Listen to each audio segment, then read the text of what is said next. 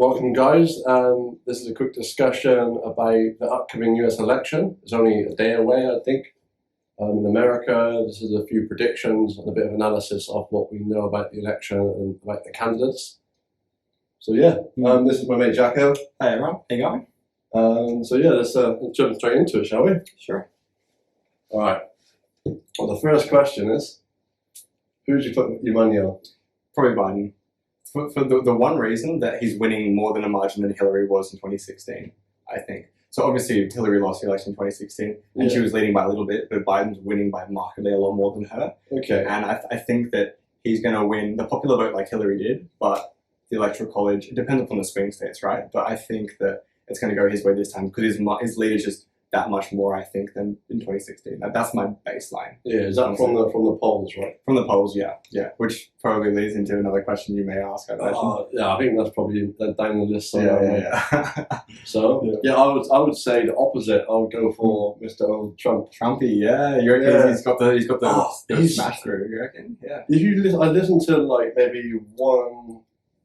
I listened to the first debate. It was a bit like all over the place. Yeah, here, there. And I've listened to the last debate. Yeah. Clips of it at least. Yeah. And he's not sort of argumentative. No. He's more just like he got like a goal he wants to achieve. So rather than going, oh, you're this, you're that, he's like, this is what happened, this is what I've done, this is what you've done. Yeah, he knows the narrative. Yeah. So he switched it up a bit and he's sort of pointing out like all the shady shit that's gone on with Hunter Biden with like doing crap and who knows, using right?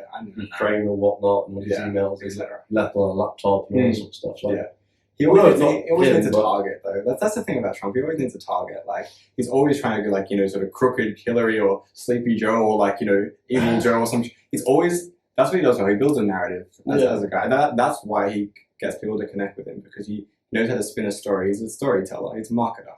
That's what he does well. Even if it may not be, close to the truth or, maybe partially truthful, like he does know how to do that well, which is a big asset. Yeah. Honestly, yeah.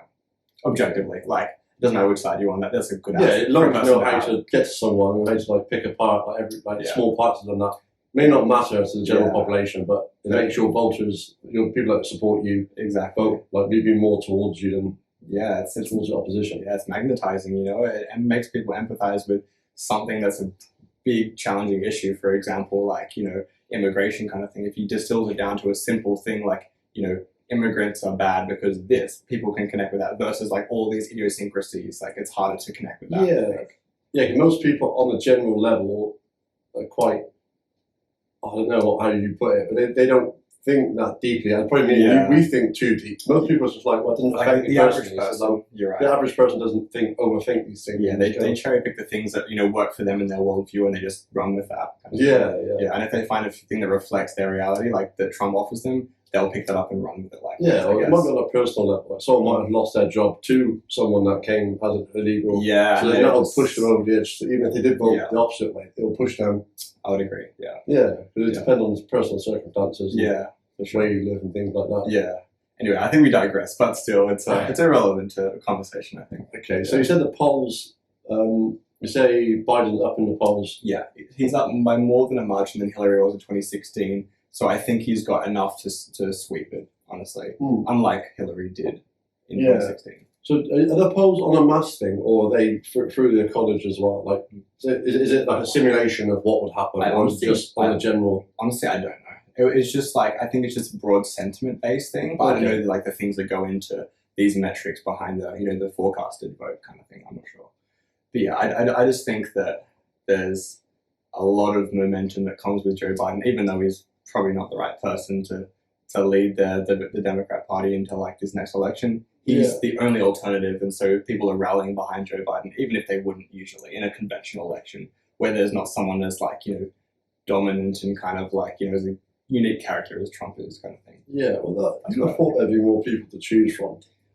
You would expect so, but like, 300 plus million people, and that's their best guy to go against Trump, who they know is like high energy, will pick apart everything you do. Yeah, you want someone that's the same, but in the opposite, with the opposite beliefs. You would think so, but I guess the way the cookies crumble, that's who they've got right now. So they just got to run with it. Otherwise, 4 more years of Republican. They could have chose so many people. Yeah, there were so many people like too many candidates at the start. It's Yeah. 6 months ago, whatever it was. Yeah. Even Bernie Sanders. Or, That would have been he would have been a fun candidate, honestly. With Trump, because they're polar opposites. Like you can't really get more opposite than those two. Maybe Elizabeth Warren, but those kind of polar opposites. But they got someone that's easy to pick apart. Like I would say without preparation, yeah, he's easy to pick apart, kind of thing. Yeah. But in the last debate, he was much more resolute, I think, than the other one, Joe Biden, like the first one. Yeah. The second one, he actually put up a fight for himself and dished some back, which is I respect him for doing that. Yeah. First one, he was like, "Oh shit, I'm just being bullied by Trump," and but apparently he prepared a lot for the second one. Like he took like days to prepare. Yeah. Because he knew that Trump was obviously going to be on the assault kind of thing, so he had to like stand his ground, and I think he did well with that. Yeah. And that might have swayed some minds and some votes, I would argue, as well. That may have been undecided or on the fence about certain things. I don't know. But yeah. All right. So the next question I wrote down here is, with America so divided at the moment, what will happen if Trump wins again? Yeah. Like because when Trump, I'm just thinking, sorry. Itchy nose. When Trump won last time, there were mass protests. People shouting, "Not my president!" People saying they're going to move out of America because they got a different leader. Yeah. And what do you think will happen if Trump wins again? Obviously, after all the protests, like the activists and all that sort of thing, they're quite prevalent at the moment for all different reasons. Yeah. Generally, like you say, more left-leaning people that are protesting. I don't know what it is in history. It's always left-leaning people generally protest. But so is the right as well with their open carry stuff. And like, there's videos you see of like, people on the far right, literally like with their fucking AR-15s, like outside of town halls, and the police are just like looking at them like, okay, like this is normal. Like, well, they're not walking the street saying we deserve this. Yeah, but it's a different kind of protest, right? It's still protest. But I understand. Yeah, but it's okay. So the type of protest is generally. Like organised in a big... organised, everyone's upset by it, and we get together to be upset together, sort of thing, rather than just an individual protest or small. Yeah. So I'd say, so there was a big thing that happened when Trump won, when he beat Hillary. Yeah. Everyone went crazy, it divided the country quite badly. What's your prediction on what will happen if he wins again? I honestly have no idea. Like, anything can happen, It's because it's almost unprecedented. Like, there's never been this level of, like, polarization in politics in the States, at least for many, many years, I would say. Yeah. I can't even think of a time, like, based on my knowledge of American history, but honestly, like, it's really up to what happens in the future. Like, I'm not going to forecast because there's a little prediction, just you can go, oh, I said that. I guess. I would say the only, like, I can see certain violence and stuff breaking out, which is maybe like what you're suggesting if it could happen.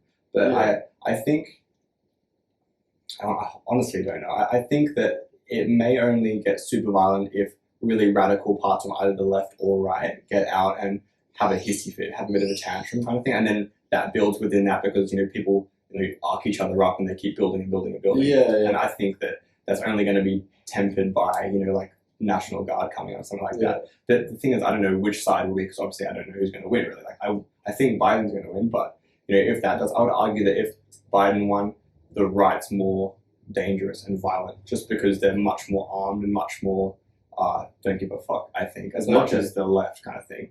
I think in terms of that, like, I think that's the kind of persona. I think a lot of Trump supporters, they're very much like, protect my Second Amendment rights and stuff like that. And, they're going to be a lot more aggressive about a potential loss if they do, I would argue, rather than the other side. I don't see like, like for example, the supporters happened in like the Black Lives Matter protests stuff like that. They got violent, but like they weren't shooting people. People were shooting them. Well, because the people on that follow the right-wing politics generally the ones that have the guns in those sort of areas. Yeah, that's why I'm more leaning towards that. That's where the violence may spring up from probably right actors in general, because they have that temperament. When you say, let's say you did mention the Black Lives Matter, I think, wouldn't you say most of the shootings from that have come from the right or the left? Like it's either... No, they're not right or left. Would you say it's been it's either the police or the right wing that are generally, like, I'm not saying they're instigating, but I'm saying they're ending things by shooting someone or something. Okay. Yeah.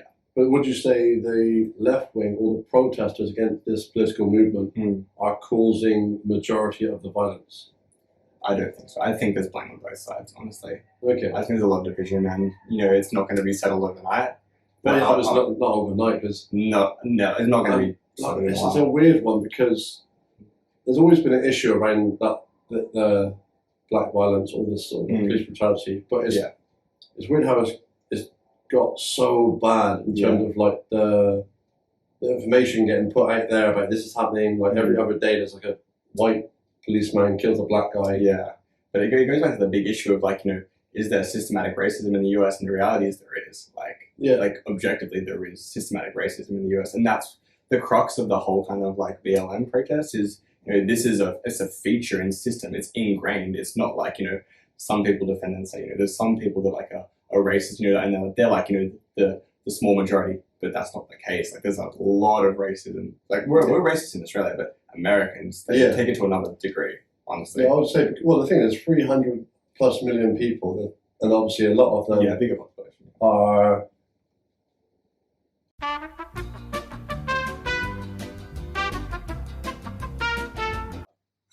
We'll keep this, but we'll keep the terrible audio from the camera. Oh, it's still recording. All right. What a fucking idiot. I can sort this out post-edit.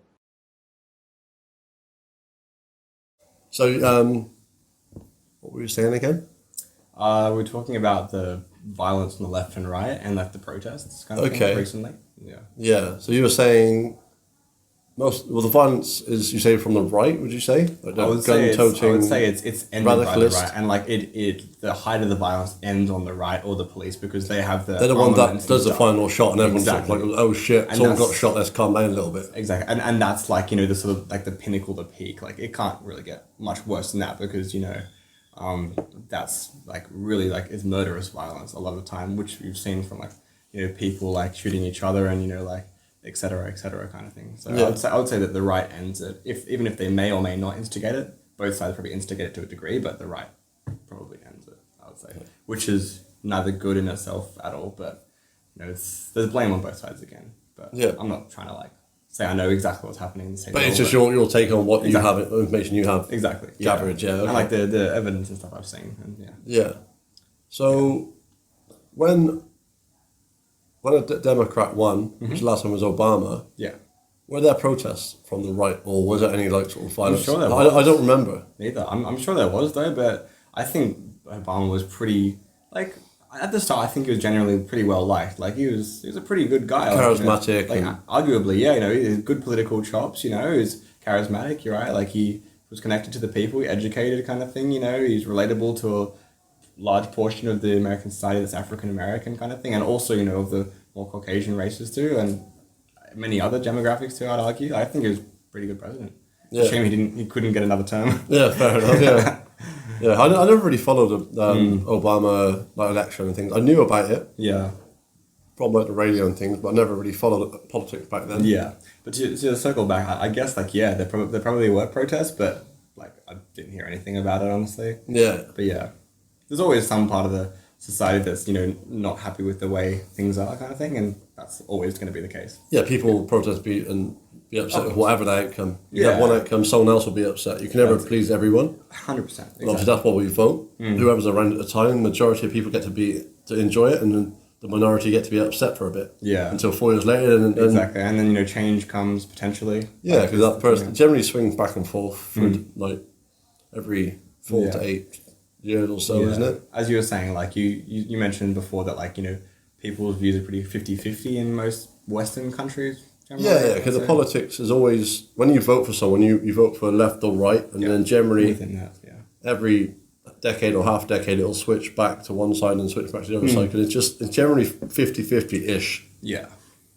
generally, I would agree with that, I think, Okay, so the next question for you is, how biased is our social feed towards our political preference? Oh, very biased, obviously, because social media works on algorithms that they align with your interests, your preferences, your communities, and if your community is inherently based on values of the left or the right, they're going to show you more of that because that's what they think you like, and that's in general terms not a bad thing. For example, with your preferences, say you like football and you want more football, or you love like rap music, you would get more rap music suggestions because that's your preferences. But with politics, that's the thing, it doesn't expose you to different perspectives, it just entrenches your beliefs even more so. So I think that's a pretty difficult thing to overcome because in and of itself, it's not a bad thing, for example, but there needs to be a bit more balance, I think. But who's to say that I should get much more right wing content, and then someone else should get much more left wing content? Because it's hard because I think I'm from the UK. Back in the UK, yeah,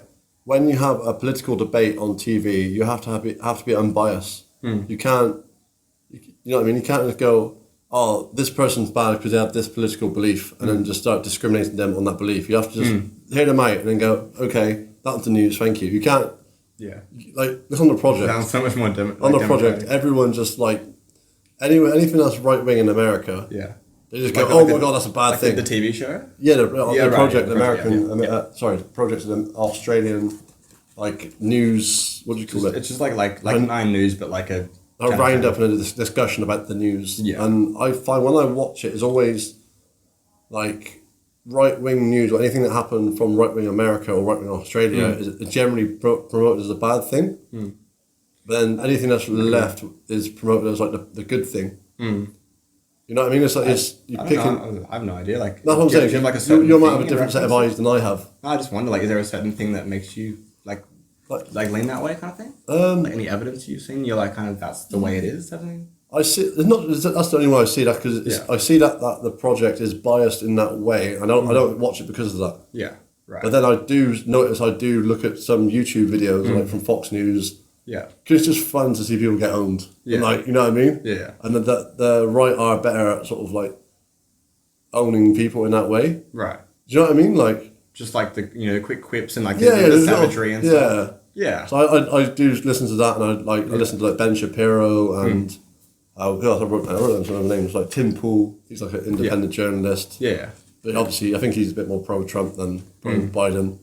So we have a different input of what we see. Yeah. So when I look at the project, I'll see it as like more left. Then if you look at something I watch, I think is unbiased, you'll see it as more right, because of our built-in sort of view of the world. I'd agree the project is definitely more left-leaning.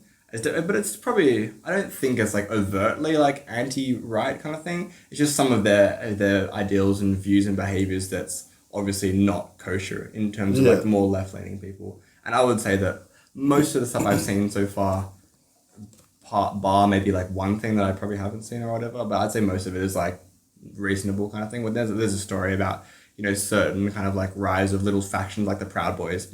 Objectively, that's not a good thing. No, like, that's very paramilitary fucking forces, that's never a good thing. Like, in like any society, like, why would you need a paramilitary force in a democratic, Western country? Like, why? Yeah, but then Antifa are on the opposite side of that. And that's not good either. Causing violence on the left side. Yeah. Like, it's, regardless of your political side, you're being a bad person. Yeah. Like if you're organizing in a group to, like, trying to overthrow an establishment through violence and stuff like that. Or stop them doing something they're doing. Like, it's never a positive thing, because, you're just sowing dissent and, like, just violence, like, either side, honestly. Okay. The next question. We discussed how the social media affects like your phase, the election, and what you view and what other people view. So, do you think the social media should be accountable for censoring certain politicians' views? I don't think so. No, I don't really believe in censorship, honestly, unless it's overtly discriminatory without any evidence or things to back it up. Yeah, that's the only thing. But then that's another whole wormhole in itself, kind of thing. Because how do you know that's not substantiated by certain truth or kind of thing? I think it was. I listened to a Joe Rogan podcast today. He mentioned, what's the press secretary, Kaylee something. I was going to say Kaylee Coco, but probably not. No, not from Big Bang Theory. I know. I have no idea, honestly. She's basically Trump's press secretary. Right, okay, yeah. She shared an article from the New York Post, which is like a 200-year-old newspaper, and she got banned from Twitter for sharing a news article. Yeah, why? Because it was about Hunter Biden's emails or something like that. Yeah, right. But she got banned for sharing something that was already in the media. Yeah. And wait, what's this to do with?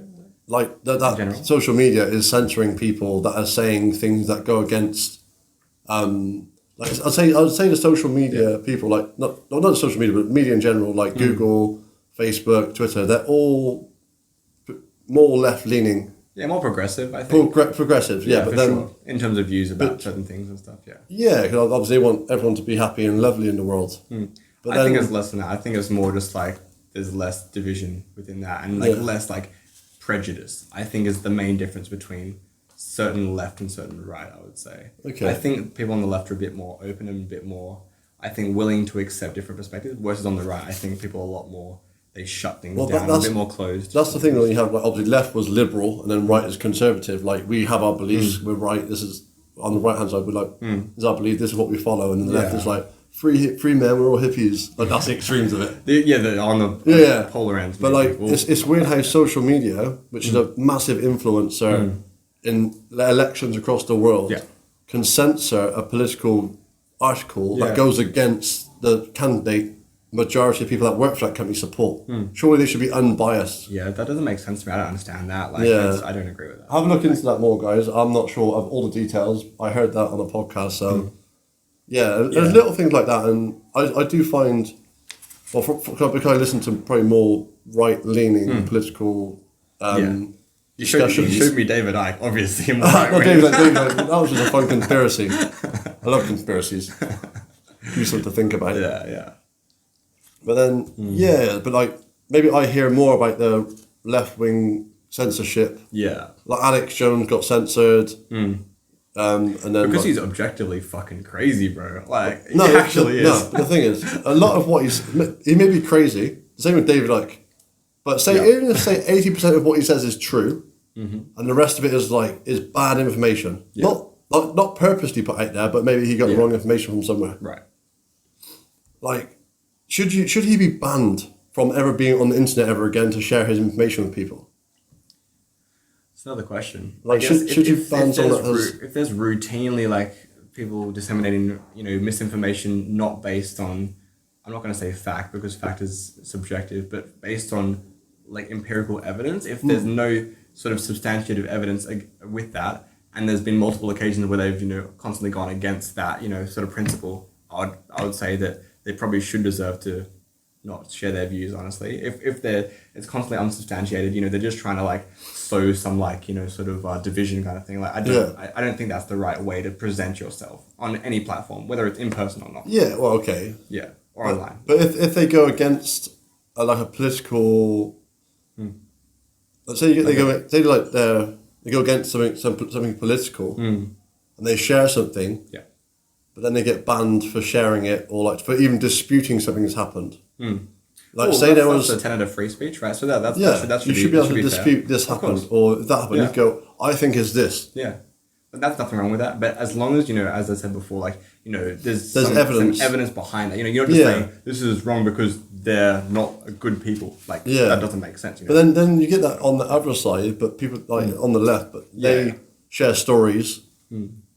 And like they scream their hearts out about this political thing. It might be true, might be false, but they don't get fact checked as much as people. You know what I mean? I don't know about that. I really don't know. Like I don't know the stats behind it. That's the thing. Like, there's not. No. That's what I'm saying. It's just a discussion between me and sort of understand, see what we understand from different political viewpoints. Yeah, but that'd be a cool thing to find out. But if likewise, like I'm not going to make a judgment on that because I don't know the evidence behind it, and I'm not going to be like that is or isn't the case because I honestly haven't got the evidence to say it is or not, kind of thing. Yeah.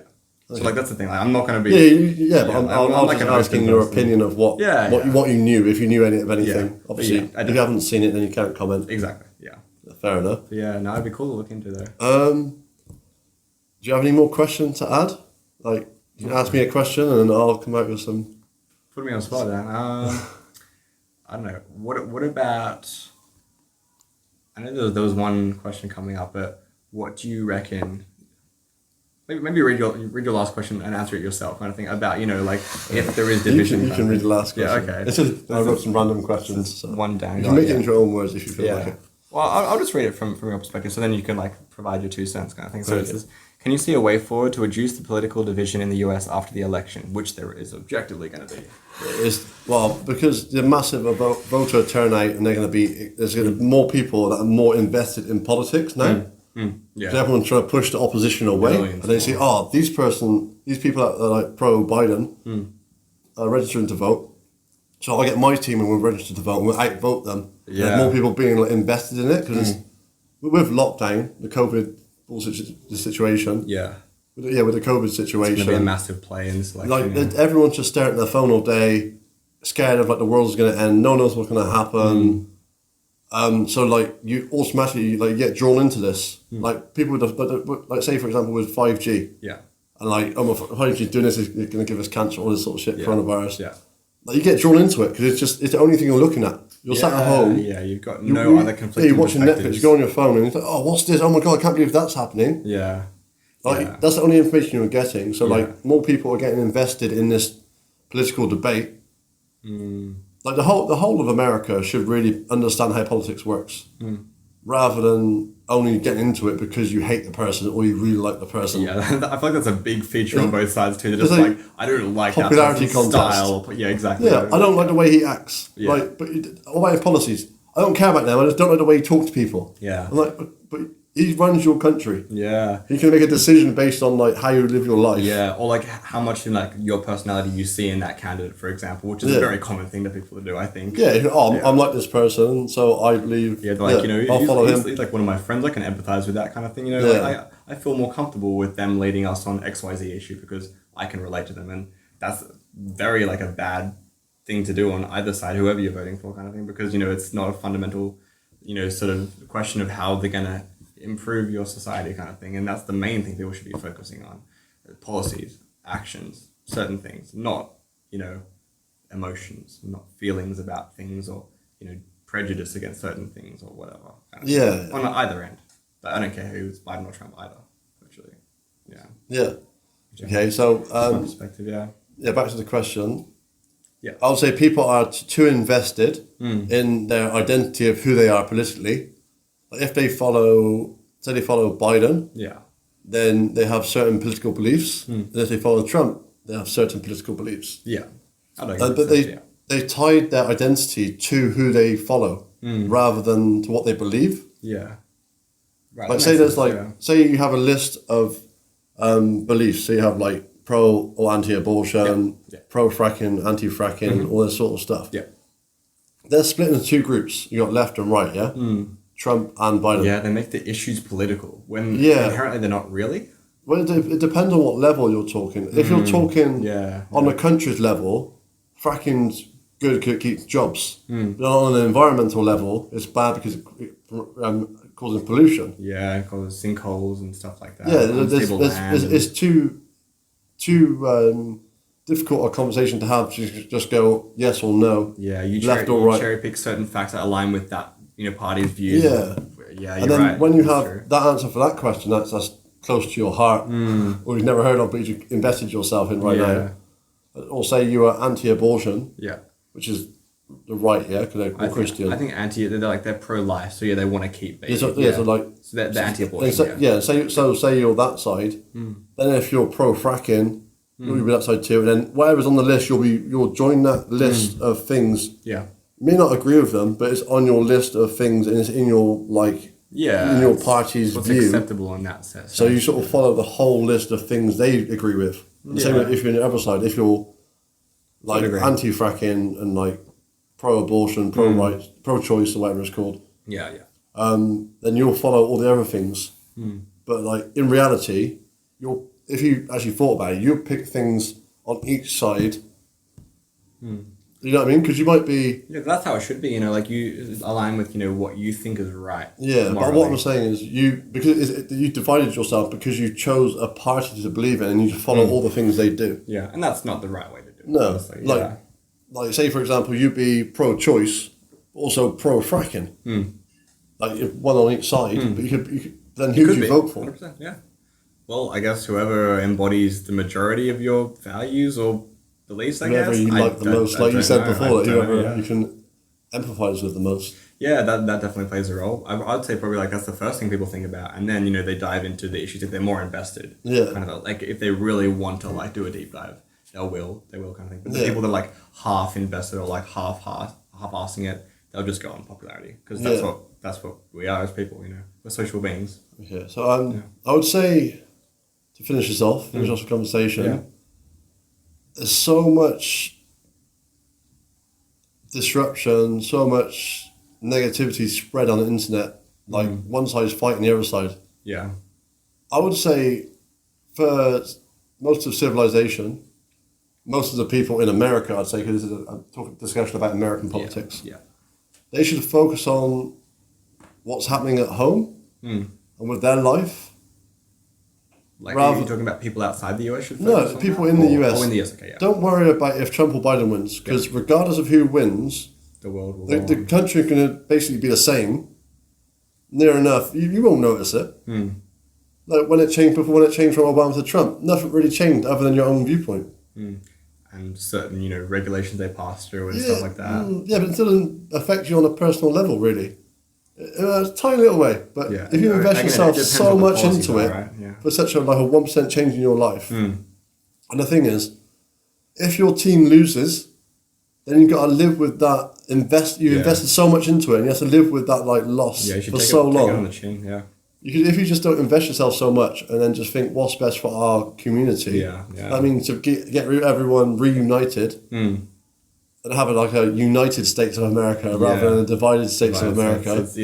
It's the US right now, it's definitely not United States. I think that's a good thing to do, to not worry so much about the politics. It's good to look into it, good to have a viewpoint about it. But don't invest don't say, like your work colleague, he's pro-Trump, so therefore you can't talk to him anymore. Because he made you aware that he was pro-Trump. He's still the same person. Of course, albeit just with varying views, but that's fine. It's fine to disagree with certain things. Like at certain level of conflict is healthy, like to a degree. As long as you're open and willing to change your view on both sides. Not even change your view. It's just open to listening to the other person's side.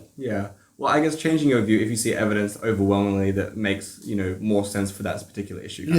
Like I said, like you said before, you get drawn into the same facts and figures. People you follow, you get more of the same thing. That's with social media. But you have to go into a real discussion with human people and say, what's your political view?